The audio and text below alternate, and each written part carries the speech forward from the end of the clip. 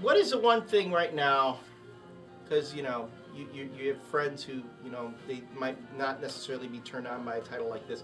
What is the most frustrating thing you encounter right now in the readership, in comic book readership? As far as... Okay, well, you talk about, trying to sway people. You've swayed me off lots of stuff. Yes. You've tried. I've tried. Although, you haven't been able to sway me off of the Avengers books yet. You know what? That's your problem. It's not my problem. Although, Avengers, okay, let's see.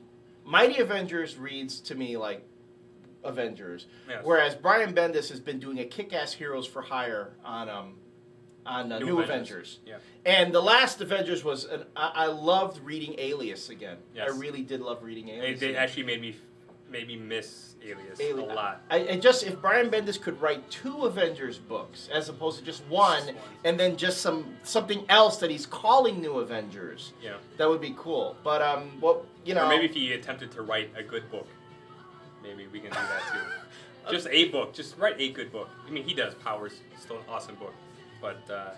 I take issue with the Powers, the new Powers format. Would they raise a buck or buck they 50 raise or it something a like buck. that? Raise it a buck. Give it's you like 5 more letter pages.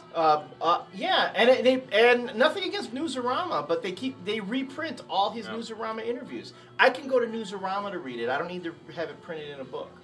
And then the letters pages. The fucker never reads any of my pages, any of my letters.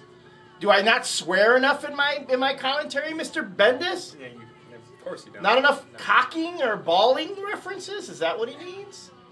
No, but I bet you if you were Gail Simone and you wrote into his other column, I bet you would get his attention. Oh, Gail Simone? I'll wear a red wig if that's what it takes. Yeah, I think that's. I love Gail Simone, by the way. I love Gail Simone too. I love Gail Simone. She's hot. I mean, any redhead who writes comics is hot. And a good writer on top of that. And a good writer. Doesn't even matter that she's a woman. She's a good writer. The books that she puts out, I mean, just fucking great books. And I don't have any biases against women writers because I swear to God, for the longest time when I was growing up reading X-Men comics, I thought Chris Claremont was a woman. I thought it was like Christine Claremont. I had no idea that Chris Claremont was a man. No one could write female characters that well, unless they thought they were female. Did you meet a lot of women who always used to talk "we," all of us? Is that a big thing that women used to say? Women are very inclusive. Yeah. They can be very inclusive, whereas men try to, we stake out something and we keep everybody else out. But I mean, just to go back for a second about Gail Simone, she single-handedly saved that fucking Wonder Woman comic. You haven't read the Wonder Woman issues that she has, but man, I've read her other stuff, but I haven't read the Heinberg stuff was good, and then I don't know how you pronounce that novelist Jodi Picoult. Man, was that a fucking piece of shit. I mean, it's not even Wonder Woman. Like, I mean, oh man, you couldn't even read it. I mean, it was. I'm not even going to go into the big diatribe about how much the Wonder Woman comics have sucked. But Gail Simone came in and that 4-issue arc that she just finished up was fucking awesome. Now, if Terry Dodson can actually draw the pages on time and get them all in and do every single issue, that would be nice. It's not going to happen. No, it's not going to happen. Well, but you've heard about the whole how DC is clamping down on late artists. Right. And we'll see about that, man. Because they're all their heart. I mean, and this has been running rampant for years. I mean, you had the Kuberts finally coming to DC, working on Action Comics and Batman. Couldn't do like 3 issues in a row to save their fucking lives. Well, and Action Comics, that story is still not even done yet. Yeah, so what happened to the son of the last son of Krypton, son of Zod thing? I'm still waiting for it. And what's the deal with the industry like now using annuals to finish up story arcs? Right. And again, I read Bendis' stuff, but I don't get why they needed to make a whole annual to conclude that whole Hood storyline in New Avengers, and they didn't really conclude it.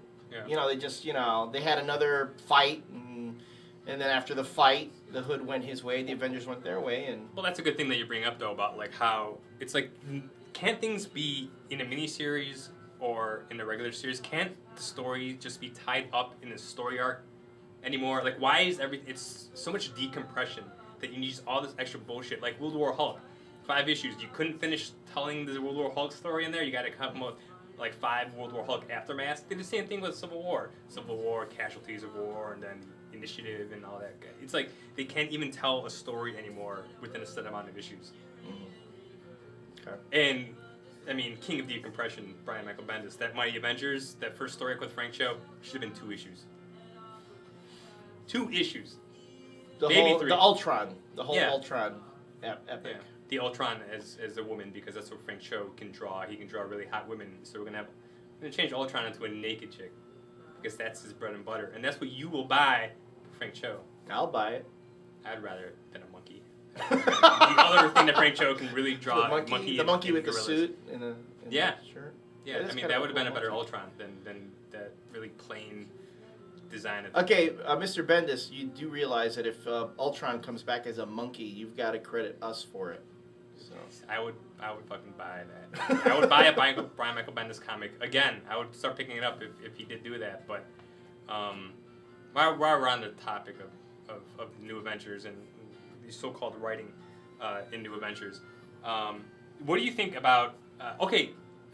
As an aside, get back to New Adventures. But they relaunched Brand New Day for Amazing Spider-Man. Dan Slott came in. Mm-hmm. Dan Slott, I think, did a really good job single-handedly bringing back word balloons, thought balloons into comics the appropriate way. You don't like the way Bendis did it? No, because every time I read a Brian Michael Bendis comic, Mighty Avengers with thought balloons, I felt like when I was done reading that I read the comic twice.